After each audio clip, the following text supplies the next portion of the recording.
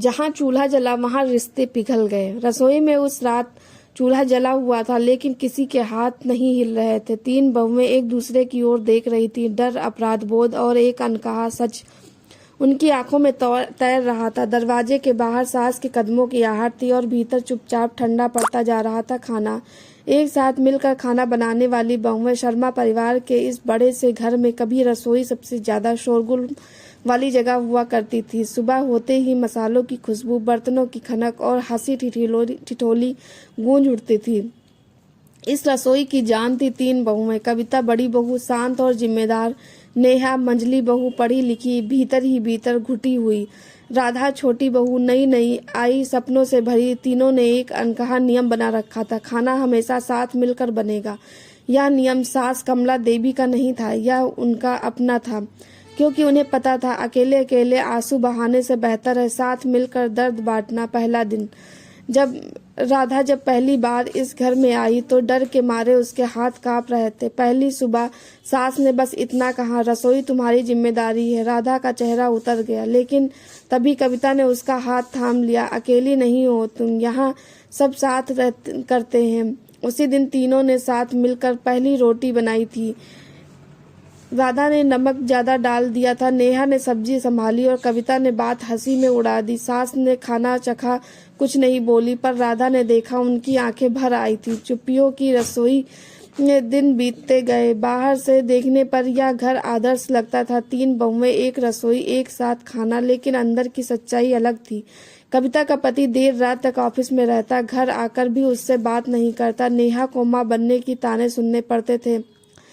राधा तो अभी बस सीख रही थी कि सपने चुपचाप कैसे तोड़े जाते हैं। रसोई ही वह जगह थी जहां वे बिना बोले सब समझ जाती थी। एक की आंखों में आंसू दिखते तो दूसरी चाय चढ़ा देती। कोई कुछ पूछता नहीं था, बस साथ खड़े रहना ही काफी था। उस रात सब कुछ बदल गया। कमला देवी को सीने में तेज दर्द उठा। डॉक्टर ने साफ कहा, ज्यादा तनाव जानलेवा हो सकता है। घर में सन्नाटा छा गया। सास को कमरे में लिटा दिया गया और रसोई में तीनों बहुएं खड़ी रह गई। कविता बोली, आज खाना कौन बनाएगा? नेहा ने धीमे से कहा, आज भी साथ। लेकिन हाथ किसी का नहीं उठा। रात था फूटी पड़ी। अगर माँ को कुछ भी हो गया तो क्या कभी उन्हें खुश कर पाए? उसी पल रसोई के दरवाजे के पास कोई खड़ा था, कमजोर कदमों से चलती हुई कमला देवी। सच का स्वाद मैं जानती हूँ। कमला देवी की आवाज कांप रही थी। तुम सब मजबूरी में साथ रहती हो, मजबूरी में खाना बनाती हो। तीनों बहुएं घबरा गई। कविता ने कहा, नहीं माँ, ऐसा नहीं है। कमला देवी मुस्कुराई, झूठ मत बोलो बेटी, मैं अंधी नहीं हूँ। उन्होंने धीरे से कुर्सी खींची और बैठ गई। मैंने अपनी जिंदगी रसोई में खपाई है, सास बनकर वही किया जो मेरी सास ने किया। पर तुम तीनों, तुमने कभी मुझे अकेला नहीं किया। नेहा की आंखों से आंसू बहने लगे। माँ, हम बस डरते थे कि कहीं यह घर टूट न जाए। कमला देवी ने राधा का हाथ पकड़ा। घर दीवारों से नहीं, दिलों से बनता है। खाना जो कभी नहीं भूला गया। उस रात तीनों बहुओं ने फिर से चूल्हा जलाया। कविता ने दाल बनाई, नेहा ने चावल, राधा ने रोटियां। कमला देवी वहीं बैठी रही। पहली बार सिर्फ सास नहीं, एक माँ बनकर। खाना साधारण था, पर उसमें मिला था पश्चाताप, अपनापन और माफी।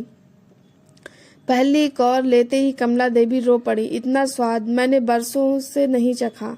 अगली सुबह घर वैसा ही था। समस्याएं खत्म नहीं हुई थी, पर कुछ बदल गया था। अब रसोई में सिर्फ बहुएं नहीं, माँ भी हाथ बटाती थी। अब साथ खाना बनाना मजबूरी नहीं, सहारा बन गया था। और जो सबसे बड़ा बदलाव था, अब उस घर में कोई भी अकेले नहीं रोता था। कभी कभी खाना पेट नहीं, रिश्ते भरता है। और जब बहुएं एक साथ मिलकर खाना बनाती हैं तो वे सिर्फ रोटियां नहीं, एक दूसरे की टूटती हिम्मत को भी जोड़ रही होती हैं। दोस्तों, आपको ये कहानी कैसी लगी कमेंट करके जरूर बताना। हमारे चैनल पर नए हैं तो चैनल को सब्सक्राइब करना। धन्यवाद।